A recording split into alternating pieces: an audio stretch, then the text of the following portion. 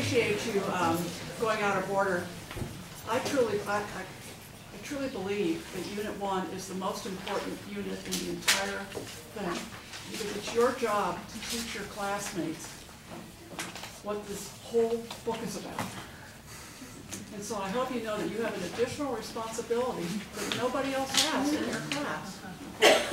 So it's really important when you're practicing follow-up questions and stuff that you have notes that you can pass on to them about how to apply it back to these basic principles of this book. Okay? And I have to leave, so that's why I asked if it would be all right if we took you out of order, if you don't mind. That's fine. Although that we're giving you this question because we understand you don't like it. Although the states experimented with various models in writing their new constitution, all of them included some basic principles. What were those basic principles and why were they important? How would you explain legislative supremacy and why did most states favor it? What ideas drawn from natural rights philosophy were reflected in the new state constitutions? You may begin.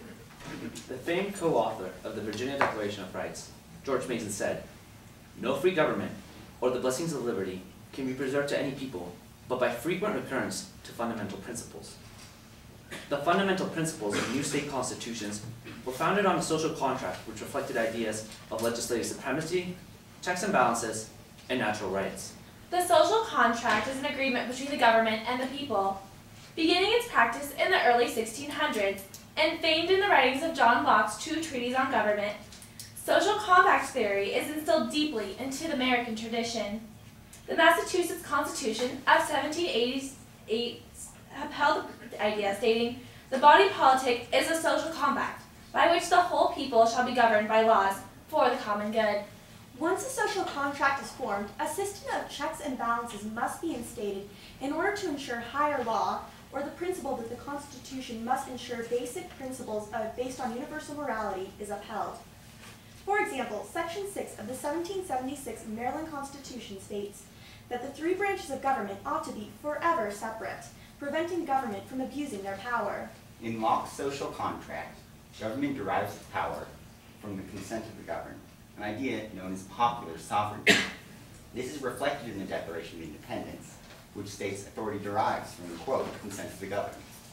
Since the only avenues in colonial governments for popular sovereignty and democratic expression were legislatures, states favored legislative supremacy. Legislative supremacy is the concept that a legislature should be the dominant branch of government, since it reflects the will of the people. The concept began during the period of salutary neglect, when colonial legislatures handled daily operations of government. Common sense and legislative supremacy was reaffirmed at the end of the 7 Years' War, when the king and parliament started to have a stronger hand in colonial affairs, a move unpopular with the colonists. Instances affirming legislative supremacy may be found in documents like the Pennsylvania Constitution of 1776, which delegates the legislative power to control the salaries of judges. A strong legislature could also check the executive. Under the Articles of Confederation, legislative supremacy was present in the national government, but ultimately proved inadequate to respond to threats like Shays' Rebellion. The concept of legislative supremacy was replaced in the U.S. Constitution with legislative primacy, in which the legislature is still the primary branch of government, but is not the branch from which all power derives. Article 1 gives powers to the Congress, such as the power to tax, granting Congress the power of the purse. Subsequent enforcement provisions in the 14th Amendment and the power to levy an income tax in the 16th Amendment have also expanded congressional power. However, legislative supremacy is in direct conflict with the system of checks and balances, creating objections to practices like judicial review. As dissenting Justice John B. Gibson noted in the 1825 Pennsylvania Supreme Court case Eakin v. Wrong, judicial review makes courts superior to the legislatures, contradicting the doctrine of legislative supremacy. In addition to legislative supremacy, many other aspects of the new 1776 Constitution were influenced by natural rights philosophy. 9 of the new post-revolutionary Constitution included bills of rights, taken from sources such as the 1641 Massachusetts Body of Liberties, the Magna Carta, and the English Petition of Rights. Section 8 of the Bill of Rights in Maryland's first Constitution and Section 12 of Pennsylvania's contain provisions proclaiming freedom of speech and freedom of the press, taking from ideals from taking ideals from the writings of Thomas Gordon and Cato's Letter number 15. Vermont's document contains provisions for a right to bear arms, taking from John Locke's principles of the right to life. New Jersey's document has a section granting equal rights for the prosecutors and prosecuted, upholding principles set out by Jean-Jacques Rousseau of the equality of condition of men. Other state constitutions reflected earlier documents, like the 1701 Pennsylvania Charter of Liberties and the Maryland Toleration Acts. These provisions reflect natural rights ideals like protecting life, liberty, and property. Thank you. We are now open for questions. I have a jillion. Do you want to go first, Danny? Do we currently represent all people in government? No. The main avenue for representation, I think, as most people would agree, is Congress and the legislative branch. And there was a recently published article in the New York Times that talked about how the average congressional net worth is approaching $941,000, which is vastly different from the $41,000 that an American makes at each year. So is the government representative of its people? Not necessarily in this case. Although most people have the right to vote, although we value the right to vote very highly in America, many Americans have no right to participate in the national legislature. For example, people living in Washington, D.C. have no votes in Congress, and people living under U.S. jurisdiction in U.S. territories like Guam and Puerto Rico also have no say in the national government. Other groups that have no right to vote are also convicted felons who lose their right to vote for life, even though it could be argued that they deserve this if they have violated the law in their end of the social contract, and thus they should not be allowed to participate in government. Could I follow up on that, Judy? Of course. How do you propose to rectify that?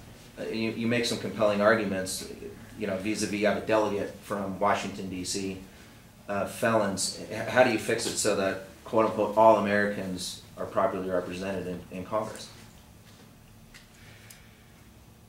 Well, it could be argued that you should represent everyone who has a stake in the U.S. government, and that includes people who live in Washington, D.C., who live in the United States territories. Although they have members that observe in Congress, they are generally non-voting members, and it's important to give everyone who has a stake in the U.S. government a right to vote in it as well.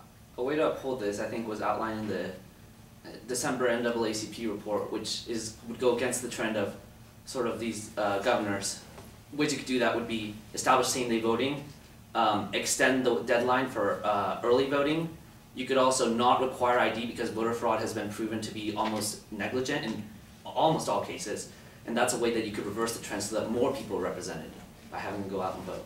One of the things that we did not discuss was the fact that immigrants usually don't have the ability to be involved in government due to language problems. And so you can see how this has had the presidential election has had a really impact on immigrants, and the fact that Republican presidential candidates have made ads in Spanish, thus being more guarded towards immigrants who may find that those would represent them better. I'm going to ask you off-the-wall question. Are you ready? Okay. The four of you represent the new state of Puerto Rico. You have 2 minutes to outline their constitution. Go. Well, the first thing I would include in the new Constitution of Puerto Rico, which is included in the first article of many constitutions, including the Nevada Constitution, is a basic guarantee of rights, like the right to free speech, freedom of conscience, and a free jury, and a right to a trial by jury. Other components that you might also add to this new Constitution of Puerto Rico would be creating a strong judicial system, because I believe the judicial system upholds Jean-Jacques Rousseau's concept of the general will, that is that they're free from political pressure and from other pressures, and are thus able to make decisions that are best for the entire population. One of the problems with the colonies was not the fact that Parliament was representative of them, but the fact that Parliament did not agree with the state legislators on taxation when the legislators believed that they themselves could regulate taxation. And so what you could do in Puerto Rico was to establish their own legislature, or not their own legislature, a part of the Senate and the House of Representatives, in order that they can be involved in the government as much as they want. Another thing I would include is a section in the ratification section which specifically says that the Constitution must be ratified by the people of Puerto Rico. When the U.S. Constitution was ratified, rather than being ratified by the states, the existing governments, there were special assemblies called to ratify it so that it would go directly to the people and uphold John Locke's principle of a social contract in this way. And I think what Lucas is talking about also upholds the guarantee in the Constitution that all states must have a Republican form of government. So by having the people approve that, you have sort of you're upholding what is guaranteed under the Constitution. Okay, thank you. How does the Declaration of Rights for the state of Nevada limit state government? I think one key way it does this is you have to look at the timeline of when Nevada is created, which is 1864. Between when Nevada is created and, most importantly, the 14th Amendment, there are several years that the 14th Amendment isn't there to enforce the National Bill of Rights. So what I'm getting at is Nevada had to include a Bill of Rights to uphold the rights of its citizens because then the Bill of Rights only applied in cases of the national government. So it's up to Nevada to uphold them in all other cases. Another guarantee that's listed in the Nevada Bill of Rights is that Nevada does not have the constitutional authority to secede from the Union. As my colleague said, this is also a product of the time period in which it was ratified because, of course, Nevada was a Union state when it joined the Union. Can you please repeat the question? How does the Declaration of Rights for the state of Nevada limit state government? Well, when the Nevada State Constitution was created, it was created, well, even though this isn't said very often, it's the fact that Lincoln wanted to create a new state so that he would get more support towards him becoming president. And so when they created this Bill of Rights, they stated in their constitution that the national government was above the state. The national constitution, the National Bill of Rights is above the state constitution because they were at the mercy of Lincoln when they created that state. They weren't even supposed to have, they didn't even have the population unless, to create a new state unless Lincoln enforced it. The Nevada Bill of Rights further limits state authority by guaranteeing rights that we commonly find in the Bill of Rights, like right to freedom of speech, freedom of assembly, trial by jury, etc. But another thing it includes in the Bill of Rights is the right for every citizen to own a gun, not just militia. So that also checks state authority by making sure they do not have a monopoly on violence. And further way that they do this is the Nevada State Constitution establishes that when the executive branch has a sort of extension of it that deals with non-executive parts of it, the Congress and the Senate itself can check on this by either dismantling those provisions if they deem them to be offensive or by holding committees to determine if these provisions of the executive branch are abridging the rights of the people. In the main question, there was a discussion with respect to legislative supremacy and why states may or may not favor it. Does legislative supremacy exist in the state of Nevada?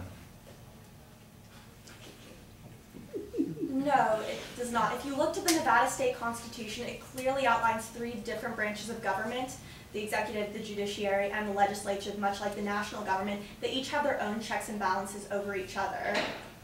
I think a way that you can prove that it's not is we characterize often legislative supremacy by the inefficiencies that were created under the Articles of Confederation. So a way to prove that Nevada is not completely, is more legislative primacy than supremacy, is that a lot of the functions that we think of as government, police, firemen, such, and other functions, aren't national government, but they're state governments. And the fact that they function so well in the states proves that there is a strong executive power.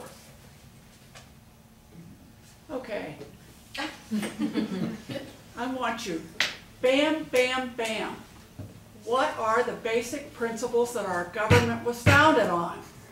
What are they? Come on, you've thrown them around all over the place. Put them in order. What are they? A big principle would be popular sovereignty. Okay, next. One of the basic principles is the right for everyone to vote and to participate in their government. Next. Checks and balances is a very important component of our Next.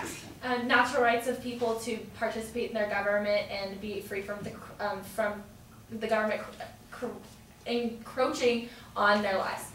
Okay. Now, which of those did you put in the Puerto Rico Constitution? I think when Lucas spoke, popular sovereignty was upheld because he spoke of the right of having the Puerto Ricans vote on the Constitution itself. And by upholding the right for freedom of speech and freedom of assembly, you then said uphold the right for participation in government and to vote and such. I believe my colleague Pablo suggested a strong judicial branch which upholds the principle of checks and balances, because if you don't have a strong judiciary with judicial review powers, you really have no way to make sure that the law, the letter of the Constitution is upheld and it's not just twisted out of its real intention.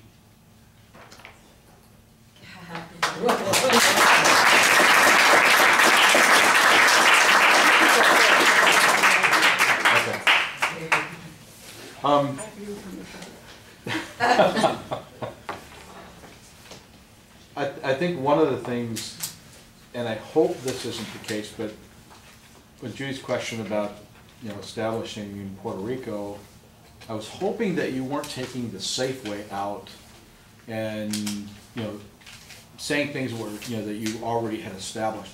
Because I think she gave you a complete blank, you know, slate to say whatever you wanted to say and be as creative as you wanted to say. And I know you guys are creative, and I didn't hear that from you. I would have liked to hear a little bit None more of it. than that. I'm proud of you. Yeah? Okay. Thank you. And enough said, but I'm very proud of you. Okay.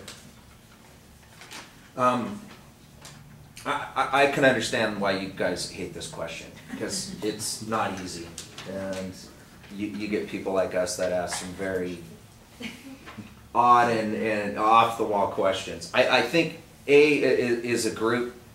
You guys, the key is you're a team, and you got to work as a team, and you got to have, as Judy said earlier, and this is what she ingrained in me, passion. At the beginning, when you gave your initial presentation, I didn't get it, but as we went on, it came out. And I will tell you that if you can apply that passion that you had in cross in your general, you're going to score a lot better. You know the material. You know it in and out. And I got to tell you, your knowledge of the state constitution of the state of Nevada is extremely, extremely impressive.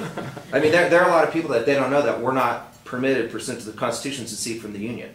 You see it on Nevada newsmakers. I mean, and you know that stuff has come up. I've seen it, and well-respected practitioners of law have no idea that it exists.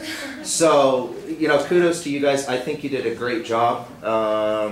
You handled the pressure great, which is the key. But more importantly, I know what it's like being in that chair and at the state competition, and have fun. That's the key. Have fun with it, and that's going to go a long way. So great work. You ready? I was really disappointed with your answer on the Puerto Rico thing. I really was.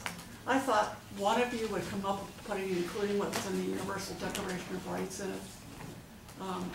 That somebody would have said education for everybody, since it's not in anybody's constitution. You know, I thought she would start. But in our U.S. Constitution, I thought she would start putting stuff that was really meaningful to you in this Constitution.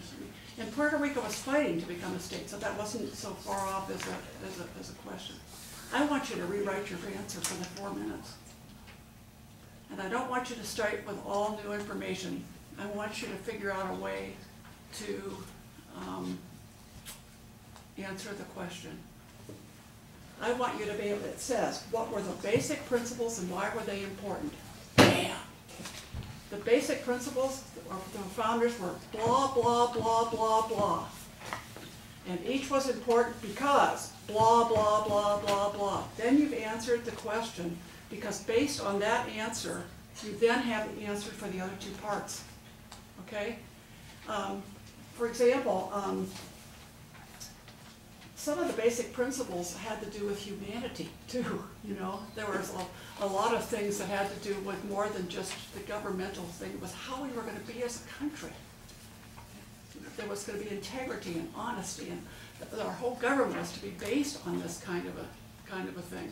And I think that would make it become more real and something that would mean something to you. I mean, okay, so we have balance of powers, good. So we have strong legislature, good. Okay, but we had a right to be free in our country. okay? That's the basis of our Constitution. That's how we became a country. So take all the information that you have and order it. Is that fair, Rich? And order it differently, okay? And have a bam-o first sentence, okay? Knock us out with your first sentence, okay? Does that make any sense to you at all? Yeah, it does. Okay? Yeah. Thank you though, because we need that constructive criticism. Okay, because it's so much more than just blah, blah, blah, okay? It is. And that's why each of the state constitutions is so different from each other, because they had different premises. And I do have to correct you on one thing. Anybody that convinces themselves that Lincoln made Nevada a state to get votes, wrong. We were created a state solely because we had the money to support the Union Army in the war. Period. End of story. And there's no, you can't. So if that comes up again, that's the only reason we became a state, because of Virginia City, basically. Thank you, letting me yell at you.